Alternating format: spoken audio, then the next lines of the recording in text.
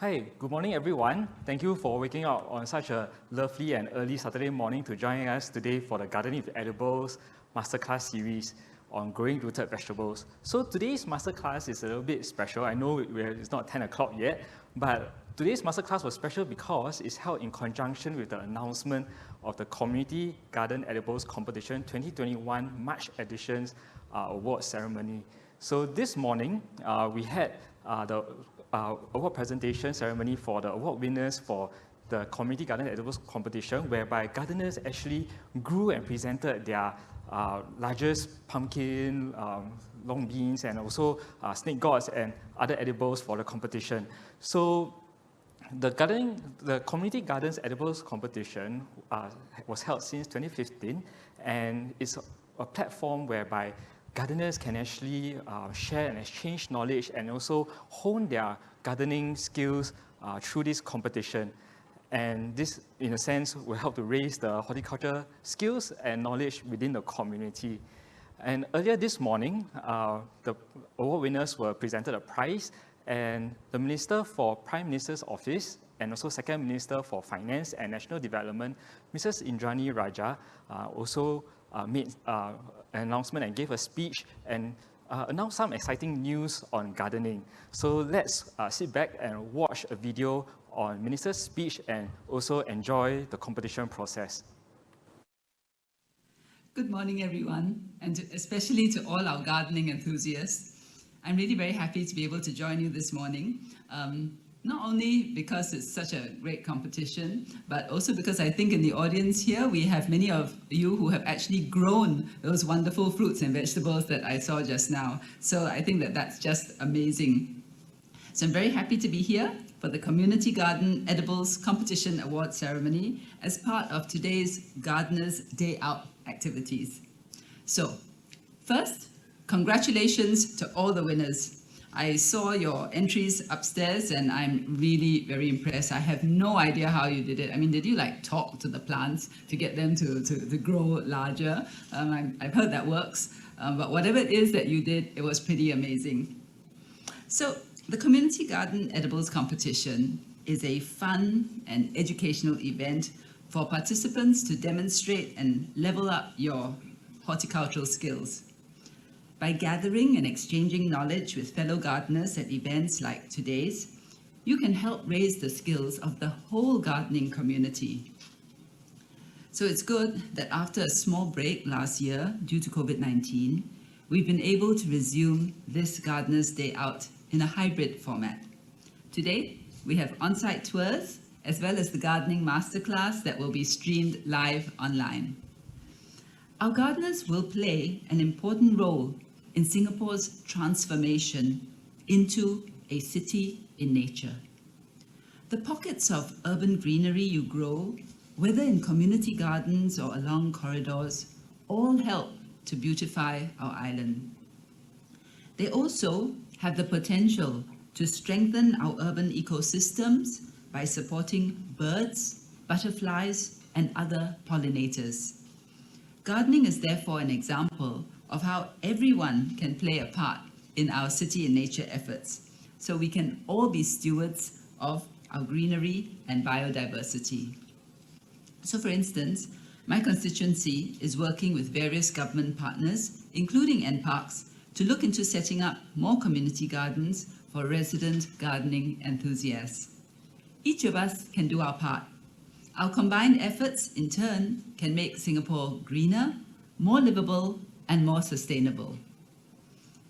Growing edible plants also helps to raise awareness of the value of food and the need to reduce food waste.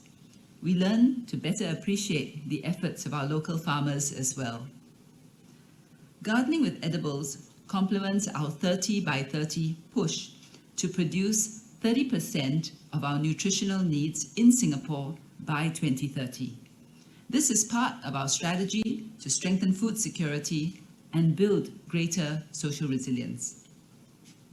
We want to continue growing our gardening community and support more gardening with edibles.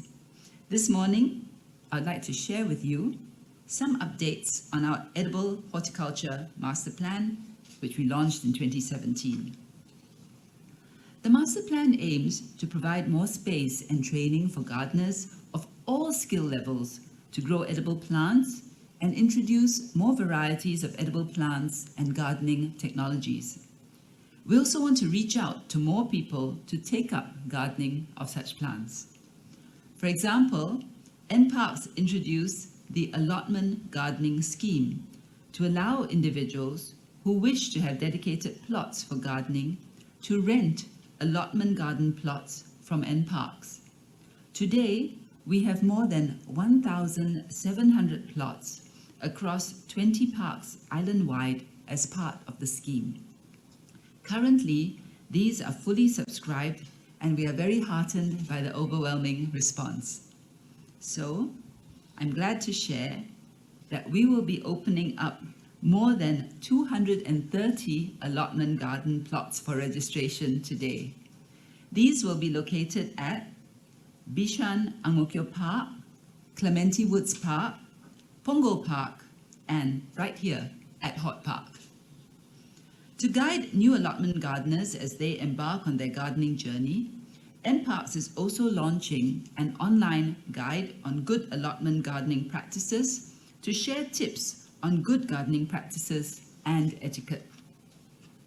Since 2017, NParks has introduced more than 50 interesting plant varieties from Pasir Panjang Nursery to community gardens and to the public as well.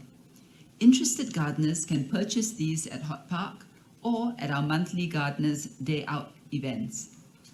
Many of you may also recall that last year we launched the Gardening with Edibles initiative to encourage Singaporeans to grow edible plants at home with your families. Today, we are opening for registration for another 3,000 free seed packs to help more gardeners grow edible plants such as radish, cauliflower, and pumpkin. For example, the attendees of today's Gardening Masterclass on growing root vegetables will each receive a packet of radish seeds. I hope that you will enjoy growing them and apply what you learn from the masterclass. These varieties are also eligible for the next round of the Community Garden Edibles competition, which will be held in October this year. Finally, we want to allow more people to enjoy the benefits of gardening on our health and well-being. To facilitate this, NParks is exploring working with social enterprises to set up community urban farms in our heartlands. These could create more spaces for recreational gardening, provide gardening-related programs for the community, and offer part-time employment opportunities for residents. We are studying how best to support such social enterprises and will provide more details when ready. So to conclude, let me thank all of you, our gardeners, for being active stewards of our environment. I look forward to working with you as we continue to expand our gardening community and transform Singapore into a city in nature. Thank you all very much.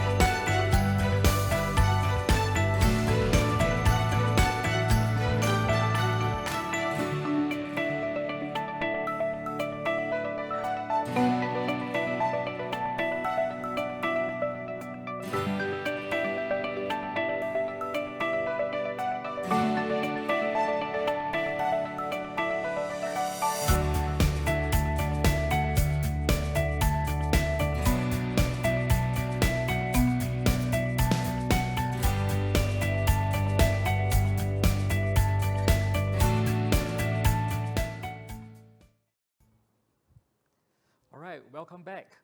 I hope you have enjoyed the video of the video montage that we have shown earlier on the Community Gardens Edible Competition award winners, and I hope you are as inspired as me to actually start gardening and also to take out the challenge of growing some of these edibles yourselves at home. And also, I hope you're also as excited on hearing the news that Minister has just shared through the speech. So for those of you who have just joined us online at 10 o'clock, you may have missed the front part, but don't worry about it. You can actually catch up on the video montage and as well as Minister's speech in the video that we'll be uploading tomorrow on YouTube as well. So, well, now back to today's Gardening with Edibles Masterclass series on rooted vegetables. Hi, just to give an introduction to myself, my name is Wee Foong, and I'm from NParks, and I'm with the nursery team. So what we're going to learn today is actually on rooted vegetables. So, but first things first, the question will be, what are rooted vegetables, right? I mean, most plants will have roots. I mean, your question might be, so what do you mean by root vegetables? So root vegetables are actually vegetables that we grow for the edible portion that's underground, like the roots and tubers and rhizomes and things like that. It's like some of these things that you've seen here. So, but what I'll do today is I will share with you some of my top 8 recommended rooted vegetables that we can grow here in Singapore, and it's easy to get. And these are actually, you can get the seeds easily available on some of the nurseries. You can get also some of these products also from the wet market, and they are very suitable for growing here in Singapore. Okay, so let's start with the first rooted edible that I want to go into is actually the sweet potato. Yeah.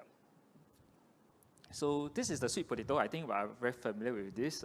Very nice, very tasty, and you can use it for lots of things. And actually, there are many different cultivars or sweet potatoes that you are very familiar with. So if you go to the market or supermarket, sometimes you can find the one with the purple skin, sometimes with the brownish or orangey skin. Then even if you cut it open, they even come with different colors, like with purple, the orange flesh one, the yellow flesh one, and things like that. So usually the orange ones are the orange flesh ones are the ones that we are more familiar with, and these are actually very versatile, very multi-purpose kind of cultivars. That is good actually for eating, boiling and eating straight, or you can even mash it. So usually the purple variety tends to be, the purple flesh one tends to be a bit more fibrous, but actually it's quite nice as well. It's filled with, it's full of anthocyanins, vitamin A and C's, and the yellow ones are actually quite nice, boiling, then after that, or steaming, then after that you just eat straight.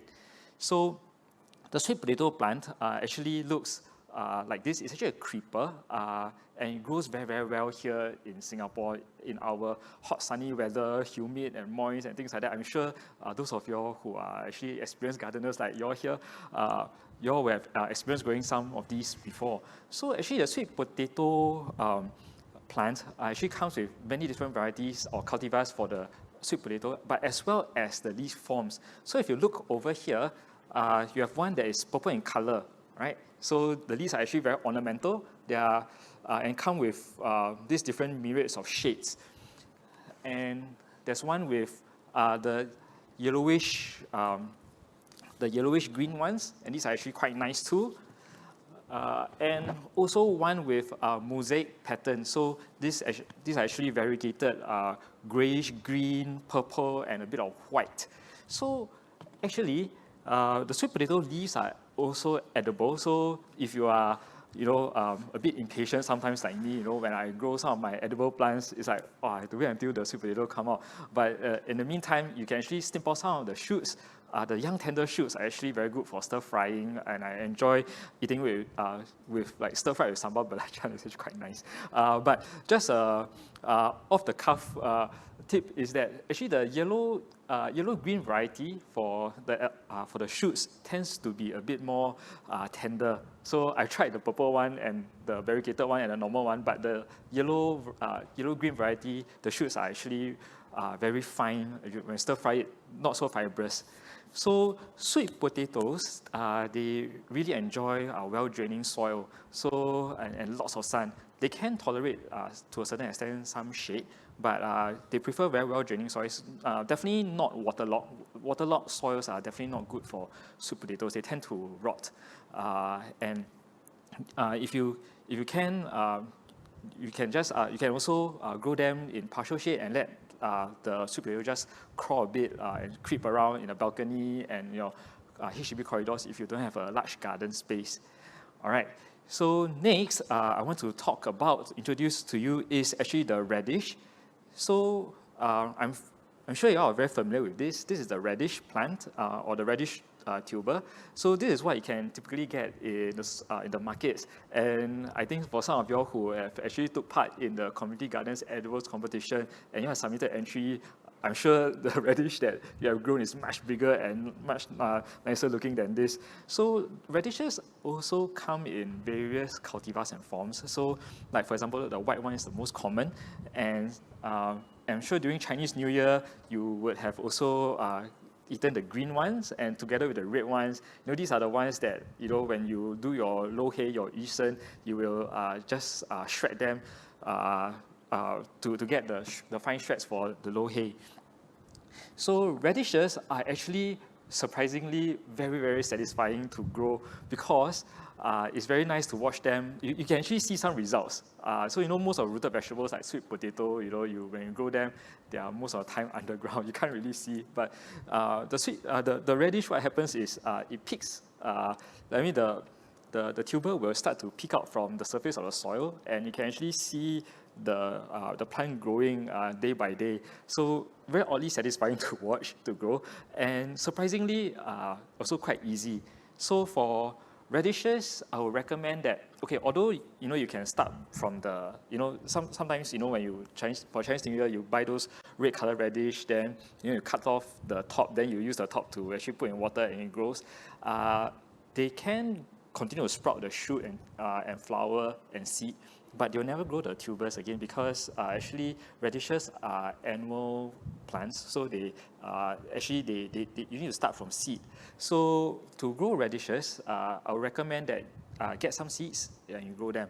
For those that have flowered and fruited, most of the time by then the radishes will be a bit too old and the flesh will be very, very tough to eat. Later I will show you I'll show you a bad example. And for those that have flowered and fruited, what you can do is just collect the seeds, then use it for the next time round. All right, so the next edible rooted vegetable that I want to share with everyone is actually the cocoa yam. So cocoa yam, or sometimes they call it the taro. So this is, I think, quite familiar with everyone. And this is the one that when you are processing the taro, you need to wear gloves. If not, your fingers and hands will start to itch a bit because they contain some crystals inside, chemical crystals inside that actually will irritate the skin. But once you cook it thoroughly, when you cook it well, all these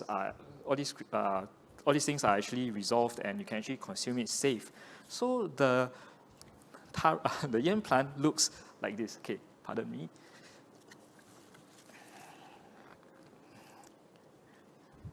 So this is actually the taro or the cocoa yam plant. So it grows as a herbaceous plant. It can actually reach up to about 1 to 1.5 meters tall. And actually this plant is actually very, very versatile. So it can take waterlogged soils, it can take lots and lots and lots and lots of water. So if you have a corner in your garden that's waterlogged and you want to grow some edible plants, actually this is actually a very good candidate. Or if you are one of those gardeners like me, when I first started growing plants, I tend to overwater my plants. Okay, or rather, I tend to overcare for my plants a bit too much. So if you are one of those people who tend to water your plants a lot, this is suitable, really, really suitable for you because it can take waterlogged soils, lots of water. But this is the usual form that you can see, but you can also get another form.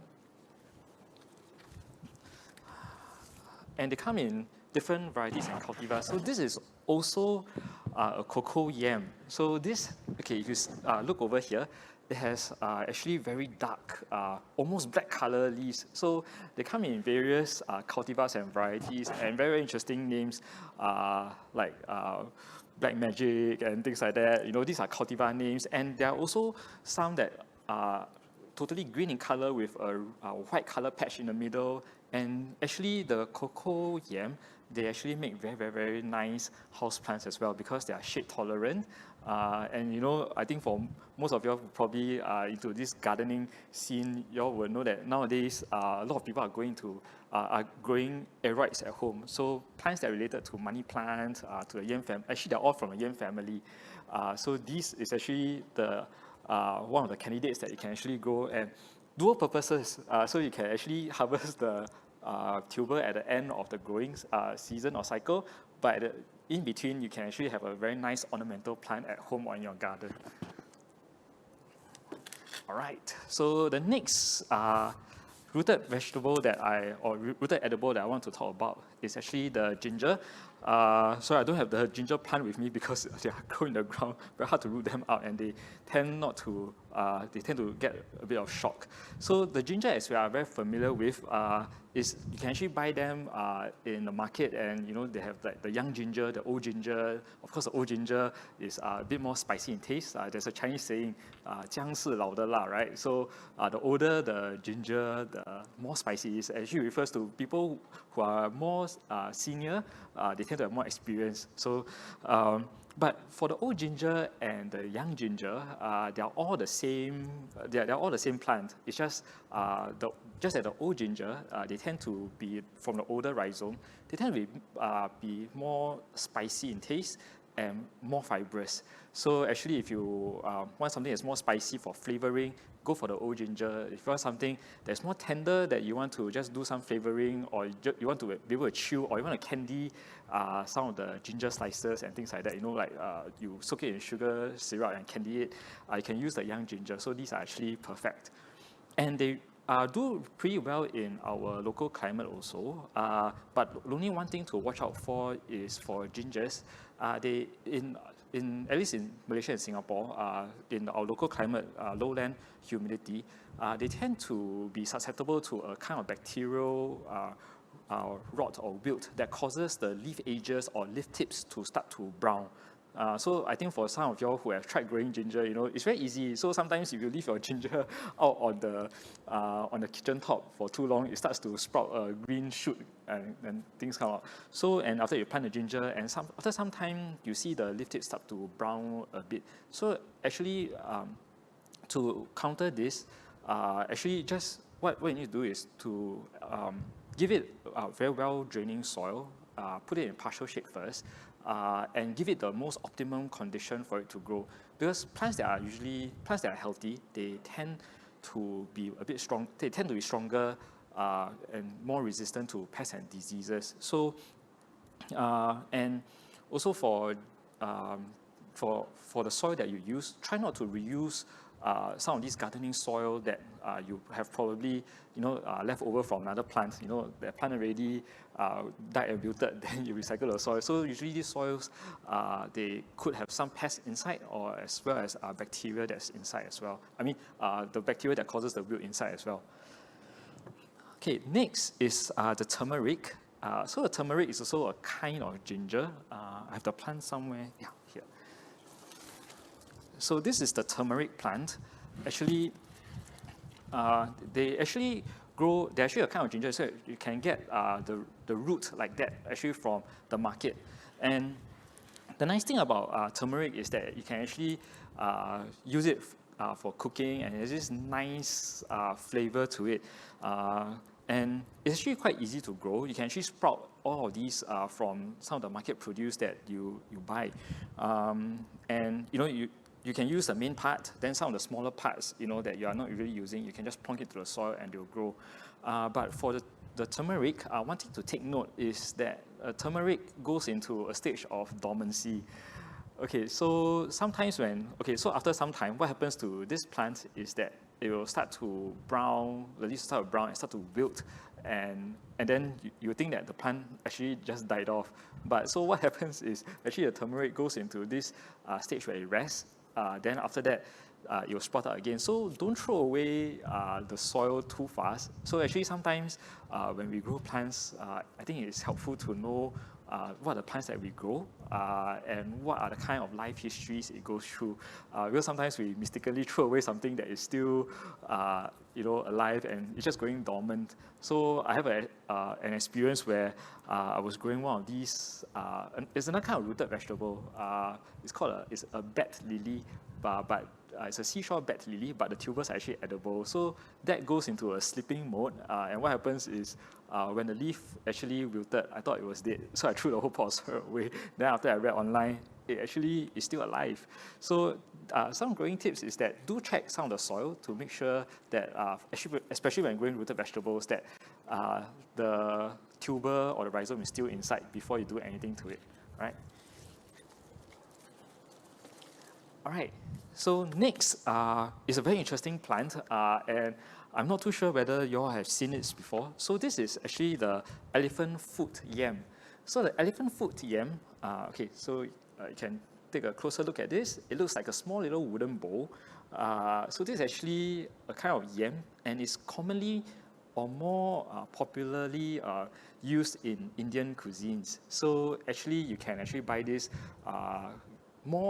they're more easily available in the grocers or grocery shops in Little India area, right? So it's actually a very, very, very interesting plant. So this elephant foot yam is used in making curries and stews, and the plant is actually very interesting.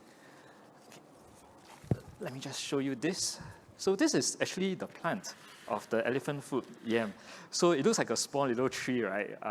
So actually, this whole thing here is actually one leaf by itself. So this is not a stem, and this is not the true leaf. So in fact, this whole thing is actually a leaf, and botanically speaking, this is what we call a compound leaf. So a bit like coconut leaves, they are not. They have all these small little leaflets.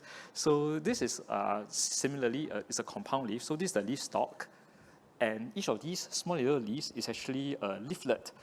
So the elephant foot yam will always produce, or more often than not, it will produce one leaf at a time.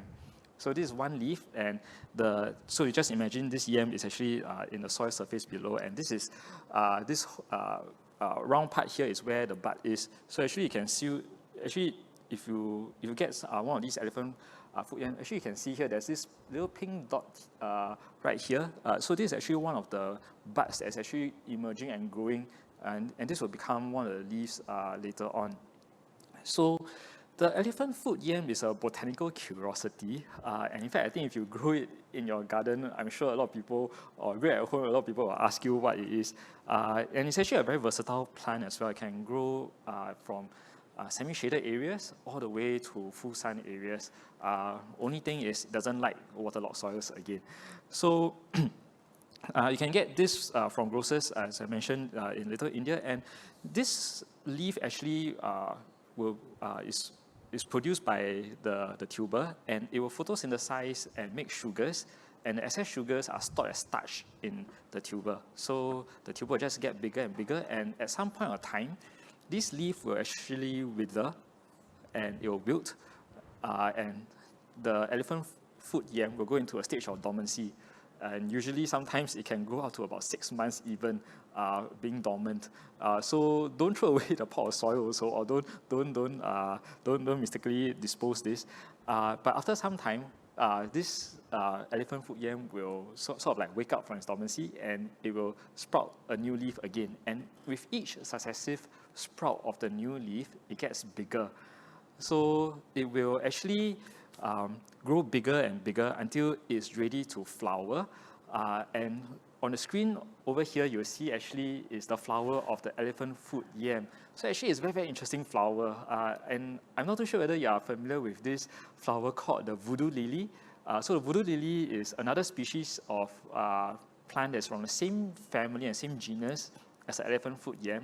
So elephant foot yam is called Amorphophallus perennially folius. The voodoo lily or the titan lily is called Morphophallus titanium. So the flower is actually a compound flower. It's an inflorescence. It can actually reach up to about 3 meters or 4 meters tall. You know, that looks like a stinkhorn lily kind of thing. So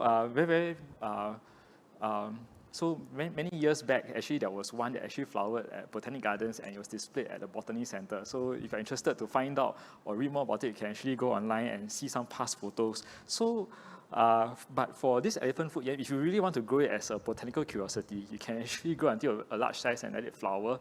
But once it starts to flower, what happens is it uses up much of its store in the starch, they're stored inside the tuber to actually flower. So in the end, you might get a smaller tuber after the flowers. But if you have let it flower, it's also okay.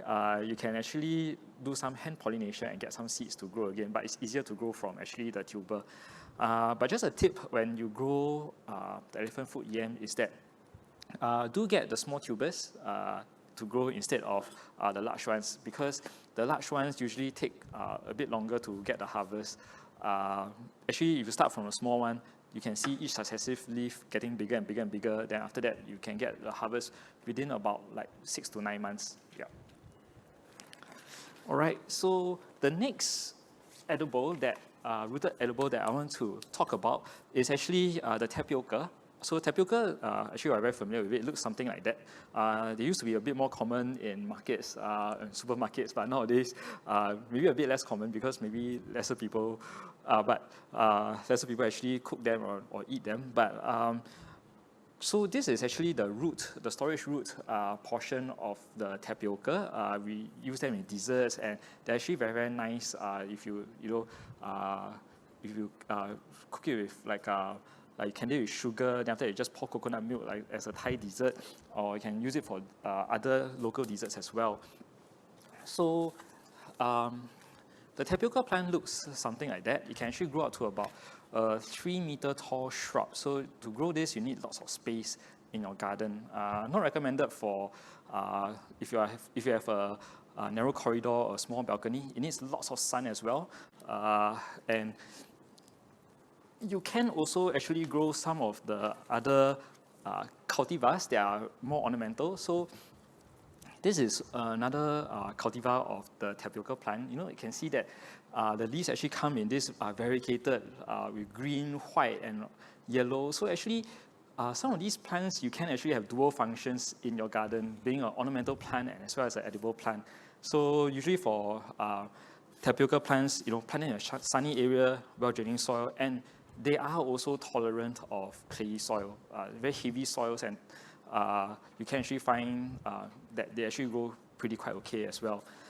And last but not least, the last rooted edible that I want to recommend, or you can actually grow, is actually this. So this looks like a small little, like a chocolate drop or a little pao. So this is actually a water chestnut. So the water chestnut actually looks like that. This is the plant. So it looks like spring onion or chives and things like that, but this is actually the water chestnut plant. You can actually sprout the water chestnut plant from the corms that you can buy from the market, and they are actually native to Singapore. You can actually find them in our swamp forests, near the open areas or at the forest edge where it's very, very swampy and lots of water. And because of where it grows, like in swampy areas, and again, if you are like one of the over-caring gardeners like me who tend to overwater your plants, this is perfect for you also. You can water as much as you like. Even you can actually drop it in the corner or the edge of like ponds, and they grow perfectly fine. In fact, they will. You start to see them spreading and growing. Then after some time, they'll start to form corms at the bottom, but you need to dig them up. You need to dig out the whole plant. All right. So now, when coming to the growing conditions of some of these rooted vegetables, usually for plants, you know, we're talking about light, we're talking about soil, nutrients, and water, and things like that. So, so each of these plants, they have certain specific requirements, but let me just touch on the portion of light first. So most of these rooted vegetables, they enjoy lots of sunlight, but some of them, they do enjoy some of partial shade. So for those of you who grew, like for example, a radish, for the edibles competition, or who have experience growing radish, actually they do enjoy or they do appreciate a bit of light shading, but it's not the kind of partial shade or not the kind of like shading that you get on HDB corridors or at your balconies where maybe you get very little sunlight, but just light shading. So you can grow in a full sun area, but maybe just put like about 20% shade net over it. It actually helps to cool down the ambient temperature a bit, and actually it can grow better. So for most of the other edible plants like the sweet potato, all this, they really love lots of sunlight, but they can tolerate some, to a certain extent, some shade. But what happens to it is that it will grow a bit slower. So the tubers will form a bit, you will take a longer time to form the tubers, but actually meanwhile, if you are a bit impatient, you can just harvest the young shoots and you can actually still eat them. Tapioca, confirm you need lots of sun and it will grow well, and as well as the water chestnut. But if you are if your garden is a bit partially shaded, what I'll recommend you actually would be the cocoa yam. Cocoa yam actually grows quite okay in shaded areas, and as well as the elephant foot yam. All right, so these are actually good candidates for shaded areas, and they don't actually take up too much space. So for the cocoa yam, you can actually grow them in a pot like this. They will start to send rhizomes and runners, and they will start to form more yams. And actually, if you start to see them overcrowding, you can actually start to gently dig them out and separate the plants. And each of these plants can actually grow bigger and bigger and get a bigger yam as well. All right, and also the gingers. The gingers actually do like some shade as well. They can actually tolerate partial shade, so you can actually grow them at balconies where it gets partial sunlight, or it gets shorter day length actually. So next we can talk about next is about water. So for these edible plants, okay, except for the water chestnut and the cocoa yam, they can take lots and lots of water. In fact, they enjoy lots of water. Most of them, you should actually grow them in well-draining soils. They don't tolerate waterlogged conditions. For the others, like sweet potatoes, radishes, all this, they can't take waterlogging. In fact, for radishes, if you overwater them, what happens is they take in too much water and the radish becomes a bit brittle. They start to crack. This is one of the symptoms. So do grow them in well-draining, fertile soil. If not, sometimes it also bacterial rots also set in. But I would say that actually for watering, there's no sweeping statement that I can make for watering, because actually it really depends on sometimes the growing conditions. So like for example, if the place that you grow the plants, grow the plants at tends to be very, very windy, for example, and very, very hot, and evaporation takes place faster and things like that. Or sometimes the media that you are using or the soil you're using is very, very, very sandy. So even if you water, it drains out, but it drains out really, really fast. There's not enough of these organic material or peat kind of textured media inside your soil to hold a bit of water. So that those also tends to actually dry your soil very fast, and maybe for that you may need to water a bit more, like maybe once in the morning, once in the late afternoon, just to after the afternoon sun is really, really hot. And also at certain times of the year, it tends to be a bit drier, so maybe during those times you might want to water the plants a bit more, because even if you go there in true ground, everywhere else is dry. And certain times of the year where it's rainy, you may want to actually hold back on watering, or if not, if you're growing them in pots, you may want to move them a bit indoors where you can control the watering a bit more. And also at certain times of the year where it tends to be very, very wet, maybe it's not a good time to actually grow some of these, because even if you grow them outdoors, very, very hard to control the rainwater coming in. Then what you get is lots of pests and diseases coming, and the crops don't grow well. So these are things that you can watch out for, can time when you should grow some of these edibles in Singapore. Even though we are quite tropical, but there are some periods where you really get lots of rain. Sometimes it may be good to actually grow them off this rainy season as well. All right, so related to the water is actually the soil type. So for the soil type that's actually best suitable for rooted edibles is that actually you should give them well-draining and loose fertile soil. So actually, because the soil is actually very important in this case because, for rooted vegetables, you are growing them inside the soil, and how the surrounding of the tuber is actually very important. It affects the health of the tuber. So, for example, if you give some of these edible tubers like the sweet potato or even the radishes, very clayey, heavy soil that's quite compacted. First is waterlogged.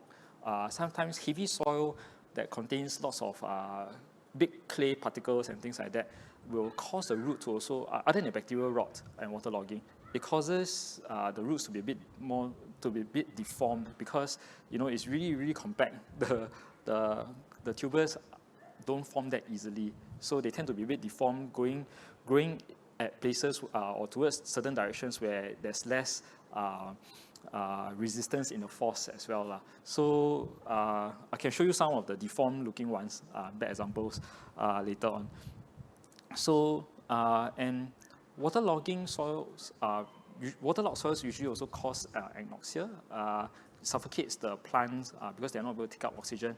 But there are some plants that will be like water chestnut again and the cocoa yam. And the other thing about soil is actually the space that you actually allow that you grow these rooted vegetables in. So, usually like when you're growing leafy vegetables and fruited vegetables, the part that you're eating is actually the leaf or the fruits, right? And usually these are above ground. So above ground, the space is limited if you put a container over it or you grow it very close with another plant. But for rooted vegetables, the space is limited by the soil itself or the pot that you grow it in. So if you want lots of sweet potato, you can't expect it to grow in such a small pot. So usually what I recommend, again, doing quite a bit of exercise here, lifting this up and down, it will be actually a big pot that is actually deep as well. So usually I'll recommend usually about a 30 cm pot, about 30 cm wide and 30 cm deep. Actually, these are actually quite good for growing some of these, to start off growing some of these rooted vegetables. Or if you actually have like a big tub, or if you have the luxury of space like in a community garden or in an allotment garden, or you have a nice garden at home, you can actually plant them inside the ground. But do make sure that the soil is well draining. All right. So next will be on nutrients. So for edible or rooted edible plants, they actually appreciate quite a bit of nutrients. And usually for nutrients for plants, we are talking about usually the macronutrients, right? Usually N, P, and K. Nitrogen, N nitrogen, P is phosphorus, and K is potassium. So usually these macronutrients are important for plants to actually grow, and these are the major ones that they take in. And as well as there are also some of those trace element nutrients like boron and manganese. These are important for example, radishes. They require manganese and boron to actually grow well. So for rooted vegetables, generally, actually if you are just starting out on growing some of these rooted vegetables, so a general fertilizer, actually organic fertilizers actually will work, because usually some of these organic fertilizers like bone meal and pellets and things like bone meal and things like that, they actually contain a wide array of nutrients inside them. So you don't really need to worry about the trace elements and things like that. They are all packed inside. So there are some pros and cons when using different fertilizers. So the pellet fertilizers, those like you see like in blue pellets, green or sometimes pink color pellets, they have a prescribed ratio, like 15, 15, 15 and things like that. So they are good and bad about it is that those you can control how much, what you're putting in, but at the same time, because you can control what you're putting in, you know that some things are limited. Like, because some of these are 15, 15, 15, they don't come with this other component called TE, trace elements inside, so you don't get that. But usually for our tropical soils, if you use some of these soil that is actually loose and very that's filled with organic compound, they're actually quite good for growing some of these rooted vegetables. They are loose as well. They should contain most of the nutrients, and you just need to just supplement with, sometimes a general fertilizer, or sometimes organic fertilizer will do. So usually for rooted vegetables, some of the important elements are like nitrogen. Nitrogen helps to promote leafy growth, for them to actually grow more new leaves and shoots, to photosynthesize, to make sugars and store them as starch. Phosphorus is important as well, because it helps to promote healthy root growth, and most of these we're eating are actually storage roots or tubers and rhizomes that are underground. And not to say that potassium, which actually promotes flowering, is not important. In fact, potassium is actually important for some of these rooted vegetables as well, just that they play a lesser role in this case. Actually, you don't really need to encourage them to flower as much as you want the roots for these rooted vegetables. So next, I will touch on actually some general pests and diseases that actually affects rooted vegetables. So rooted vegetables, they are also susceptible to some of these pests and diseases. So usually you get some of these chewing insects that come and attack the plants on the leaves. So even for like aroids, even though aroids like your cocoa yam, they do contain some of these calcium oxalate crystals inside their tissues. Although it's irritating to our skin, but some caterpillars actually eat it. So to actually treat some of these insect pests and diseases, actually what I'll generally recommend is that first you should go for physical removal first. So what I mean by physical removal is that if you see certain parts of the plant that is heavily infested with the pest, you can use a clean pair of secateurs to cut it, bag out that affected part and just throw it away. Or if you can see the caterpillar, just physically remove them. By physically removing most of the pests on the plant, you actually don't need to use so much chemical pesticides later on. So once you have removed most of them already, definitely there will be still some trace, one or two of these pests that are around on the plant that you would have missed out. So that is when you can use some of these chemical pesticides to actually apply onto the plant. And then you know that you don't need to apply so much, because you are not dealing with a lot. So but when you're using some of these pesticides, do make sure to use those that are meant and suitable for edible plants. You don't want something that will actually linger in the plant for too long, or that is that later on when you harvest the edibles, you're actually consuming some of these pesticides. Or actually, the other thing you can use is you can use some of these organic pesticides and repellents. So some of these can be in the form of like neem oil or pyrethrin. Pyrethrin are actually extract from chrysanthemum. So if you are interested to find out more about some of these organic or home remedy kind of pesticides that you can use, you can actually go to our MParks resource page. There's actually some recipes of these concoctions that you can use. So even things like to combat fungus, you can use cinnamon powder and things like that. So actually quite informative and actually quite useful for edible gardening. So next is on harvesting. So when we are growing leafy vegetables or fruited vegetables, when it comes to harvesting, it's actually quite easy, because you know that you are actually looking at something that's above the soil surface. But when it comes to harvesting rooted vegetables, they are all below the ground, and with maybe the exception of the radish, it comes out. So the question is, when do I harvest some of these, right? Cannot see and things like that. Well, there's no easy way to tell. And sometimes when you harvest too early, what happens is the tuber is not formed or too small. Then I harvest too early. Then if you harvest too late, what happens is you risk getting something that is too tough. The tuber is very, very fibrous. Or sometimes even the tuber becomes very, very small because it has used up most of its store to actually produce flowers and things like that. So over here, I'm going to show you a very bad example. So this is a radish. You can see that it's actually flowered already. So this is definitely too old already, too old for harvesting. And so the flowers are white. And if you look at the soil here, so you can see that this radish, the color is no longer white. It's actually brown already. So this is actually too old, so it's it becomes very tough and fibrous.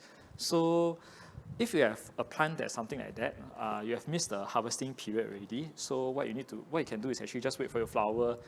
You can pollinate it if you want, and you can get some seeds. And but for some of these edible rooted vegetables, it's easy to tell some of them. For example, radish, when to harvest, sorry. For example, the radish, you can see that the shoulders of the radish will start to pick out from the soil, and depending on the cultivar or variety you are growing. Okay, so sometimes it's the big radish, the big long radish that you're growing, and sometimes it's a small round one. So it's important to know which cultivar you're growing. If you're growing a round one, you can't expect it to grow this length. So the round one, once it starts to form that round tuber, you can actually you can actually see that it forms that maximum size according to the cultivar or variety. You can start to harvest it already. And once you see that this shoulder starts to peak out, you can actually harvest some of them. So over here, I have two that are actually grown by. Actually, this is from. It's grown by one of our community gardeners. Actually, she very kindly donated some of these plants for the show and tell today. So you can see that this very nice white shoulder starting to peek out from the soil surface, and this is the purple variety of the radish. And once you see something like that, and depending again on the variety that we're growing, if it's about a maximum width of about 5 cm, you can just wait for it to grow a bit more. It starts to peak out a bit longer already, and then you can start to harvest. And so these are for the long varieties or long cultivars. For the other plants, like for example, sweet potato. So I just want to show you this sweet potato here. So you might possibly ask, how come, why is Wee Foong showing such an ugly looking plant, never grow the plant properly? So for sweet potatoes, what happens to it sometimes is that the sweet potato, one of the signs for sweet potato when it's ready to harvest is that it starts to have some of these branches die off. It starts to die back. And that's when you know that the sweet potato, so you can actually dig out and see. So this was actually a sweet potato that I planted that was actually about this size. So you can see that this portion over here is actually the grown portion. So it looks like a small little bump on the forehead. So this is the part that has grown. So what happened for the sweet potato is that when it grows bigger, and when it's about time to, so it goes into these stages and times where it actually starts to die back, and that's when you know that it starts to form something, and roughly you can tell that you can actually harvest around that period. So when your sweet potato plants start to die back a bit, what might be good is you can just gently tease out the tubers. There could be some signs to show that actually the tubers are starting to form. For tapioca plants, they are very, very big. They can grow very big. So one of the signs that you can use to tell is that about the bottom half of the leaves will start to shed off. But for tapioca plants, because they are perennial, meaning that they grow year-round, they don't grow into this dormancy, they're evergreen. So when you start to see that the bottom part starts to die off, you know that actually it's getting a bit mature and it's becoming like a big shrub or a small little tree already. That's when you can actually dig out the plants. And so actually knowing, and so what I guess what I'm trying to say here is that there's no one general rule that you can use to tell when all these plants are ready for harvest. Sometimes some of them are faster than the other. Sweet potato, if you grow them well in conditions, about 3 to 4 months, you start from the slips or start from one of those cuttings, you can actually get a sweet potato. Tapioca takes about 8 to 9 months, or sometimes even a year. Elephant food yam, depending on the small or the big one, sometimes 9 months to a year as well. So and for radishes, actually very fast. Within about like a month plus or two, you should be able to get some of these things forming. So the best advice I can give you is you must know the plant that you're growing, know the cultivar, and even down to the variety. So some of them are actually fast-growing ones, and some of them actually they actually can be harvested within a short period of time and things like that. So it's quite a lot of trial and error, but know your plants well so that you know when to harvest them. All right. So and also knowing when to harvest them is important, because once you harvest them, more often than not, these are like a bit like one-time kind of thing. Once you harvest, for example, the tapioca plant, you can't plant it back already because the plant will go into shock and you have to start over again. So do take note on and know your plants well. So now is the time for Q&A.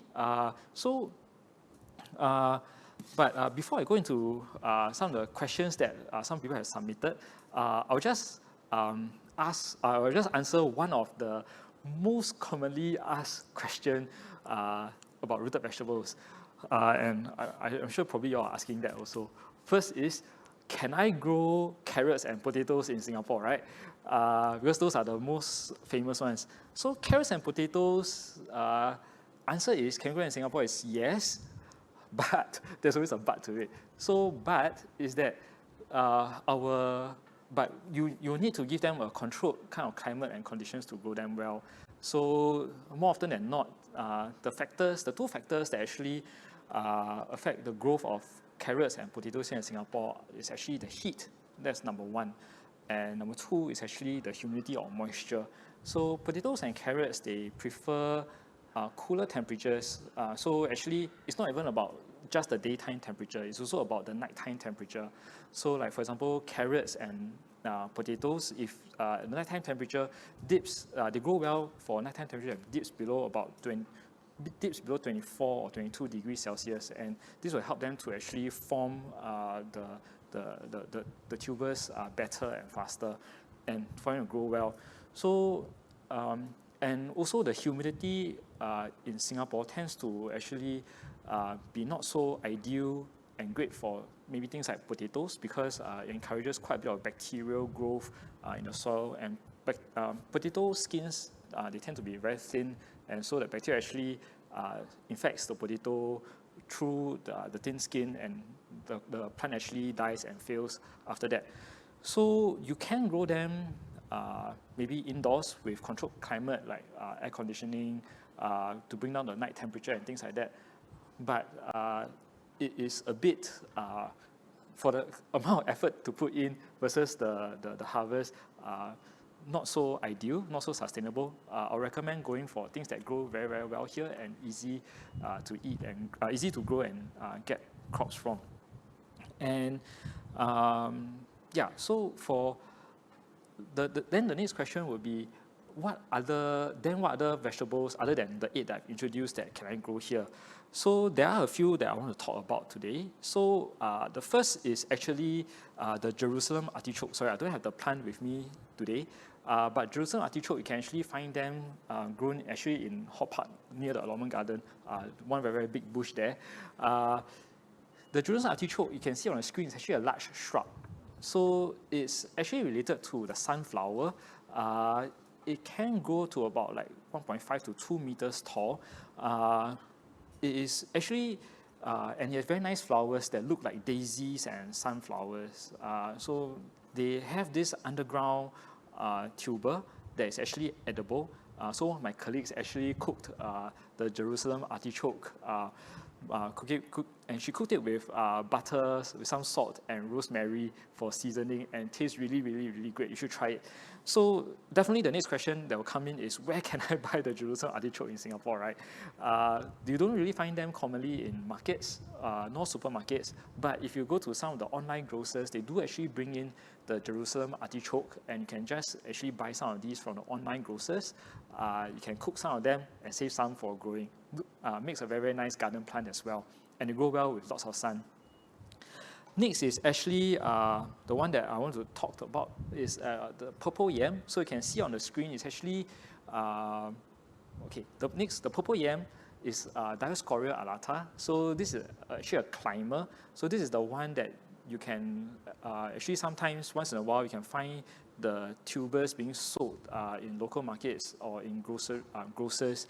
So, but to grow this, you need a fairly large trellis for it to climb on.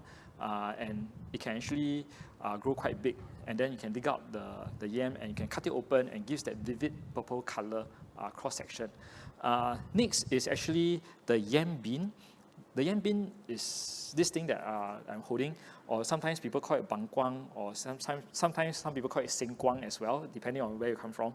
So this is the turnip that we eat in rojak, the Chinese rojak we eat. So the plant looks something like this. So it's actually a climber, and you can actually get the seeds and you can actually germinate it. And it's actually quite a lovely climber. So there's this nice purple flowers, okay, that are from the bean family. And also it starts to form fruits, okay, which you can actually harvest the seeds. But do take note when growing this plant or when consuming this plant is that every part of the plant is actually not edible for humans. It actually contains some compounds which may be toxic, actually is toxic to humans. So even when you are eating the bangkwang, do make sure that you shave off or peel off the skin thoroughly before you eat the inside part, which is edible. So every other part, don't eat, only the inside part. Next is actually the giant taro. So a giant taro looks something, it looks like that. So for those of you all who are familiar, you stay in apartment block areas or sometimes in condominiums, they plant this actually quite fairly commonly around. So this is actually the giant taro, similar to the cocoa yam, but it also produces an edible tuber that can be eaten and cooked for stews, for curries and things like that. So also edible, but do take note for the giant taro is that it can actually grow quite big, needs lots of space, but it can tolerate some shading and can take full sun, very, very versatile, and can take waterlogging even.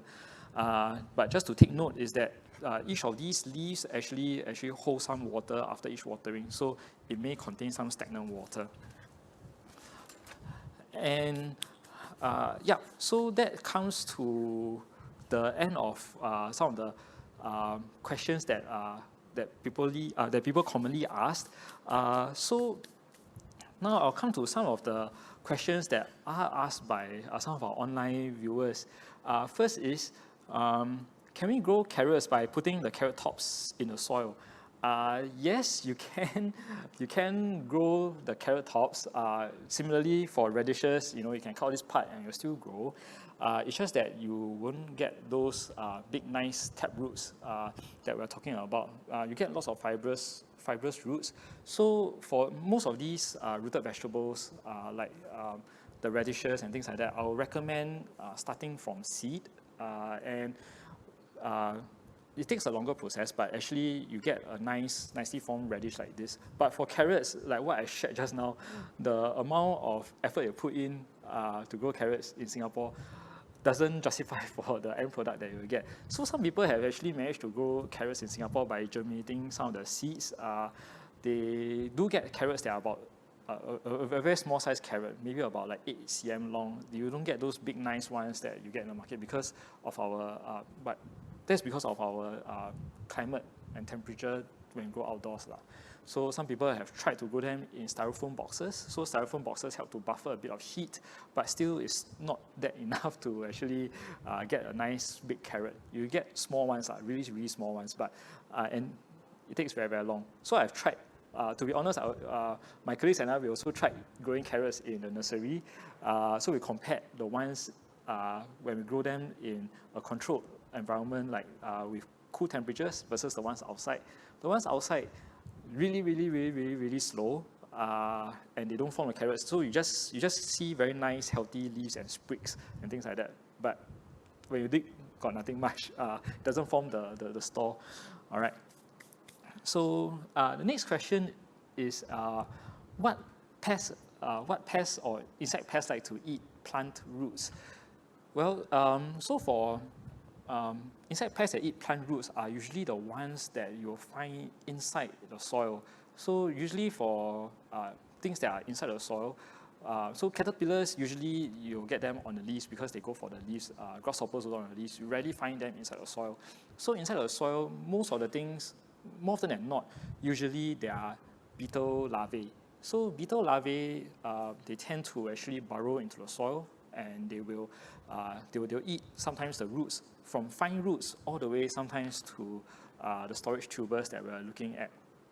And after that, they will start to mature and they'll pupate underground and they'll emerge. So you don't usually see beetle larvae on leaf surfaces. Usually they're underground for most of the time. And of course there will be also some other pests like root mealybugs. So sometimes when you pull out, some of these potted plants, you start to see them. Suddenly you grow them, suddenly they just wilt or don't do so well, and pull them out from the soil. You see the fine roots are covered with this white powdery or white fluffy thing. So those are root mealybugs. So root mealybugs, they actually suck the sap from the roots, and they actually cause the plant to decline in health. So the question is, how do you fight something that you do not see often, right?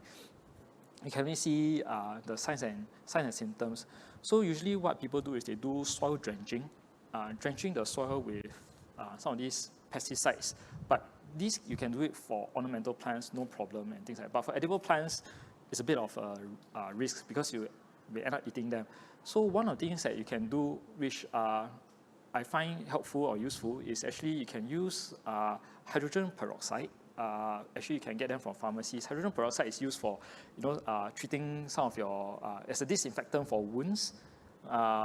So last time my chemistry teacher would tell me that he will also use some of this hydrogen peroxide to dilute it and to just clean surfaces and things like that. So it acts as a oxidizing agent. So you can use dilute hydrogen peroxide. You can, I can't remember what's the dilution rate, but I think it's about 1 part of hydrogen peroxide to about 4 parts or 5 parts of water.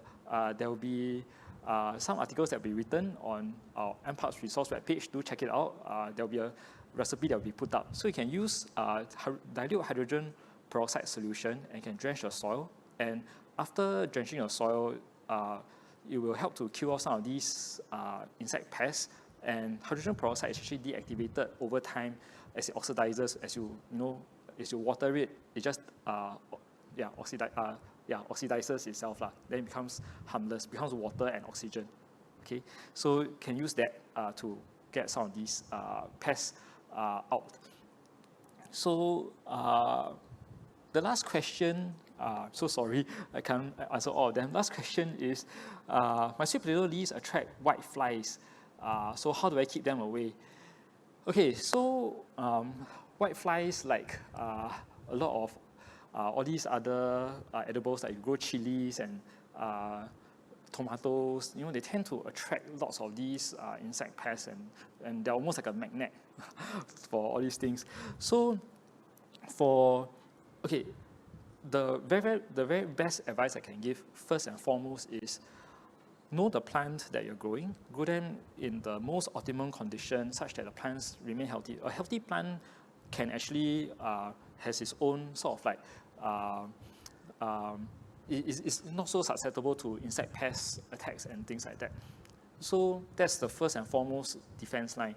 Second defense line for things like whiteflies and some of these insect pests is that you can actually grow some companion plants that actually help to repel some of these pests like whiteflies. So things like marigold, or they actually produce aromatic compounds that actually do help to repel some of these. So companion planting is another way. Number 3 is, of course, the physical method of trying to remove some of these. So some people use small little strips. Some people use kind of sticky traps. But sometimes sticky traps, if they're too big, what happens is you trap all sorts of things. So know what I think my advice would be to know what you are trying to trap. So if it's whiteflies, you don't really need a very, very big piece of the sticky trap. You can actually cut them into small strips. So in that way, you reduce the risk of, let's say, trapping some of these of your garden friends, like for example, like lizards that help to eat some of these pests and things like that. Because whiteflies are very small, you just need to catch some of them. So you can put a few tiny strips. I think that's good enough. And the last line of defense would be then to use some of these chemical methods. But even for chemical methods, you can use some edible-friendly or organic kind of methods, such as pytrins, neem oils. There are also a recipe of using chilies, garlics, and onions, and also a few other of these solutions that you can use to just spray and repel the insects. All right, so I hope I managed to answer most of these questions. So if you do have other questions, do check out on some of our MParks gardening resources, and you should be able to find something that's helpful as well. So I hope everyone has learned something new today, and something that you can, and I hope I've inspired you all to try out some of these rooted vegetables. They're actually quite fun and easy to grow. So if you have missed any part of the masterclass that you want to recap, for those of you who are watching online, you just join us halfway, don't worry. We will be uploading a recording of this masterclass tomorrow on our MParks SG YouTube channel. And if you're interested to find out more about what Minister Indranee has announced about the allotment gardens, and also about the seeds that you can actually get for joining the Community Garden Edible Competition October edition, you can actually go to our MParks website and find out more about how you can actually sign up for allotment garden to start your gardening journey, or to actually get some of these seeds to grow and take part in a competition, or even just for you to grow at home. So thank you for attending today's masterclass, and I hope you'll join us for the next month's masterclass, and we'll see you next month. Happy gardening, everyone.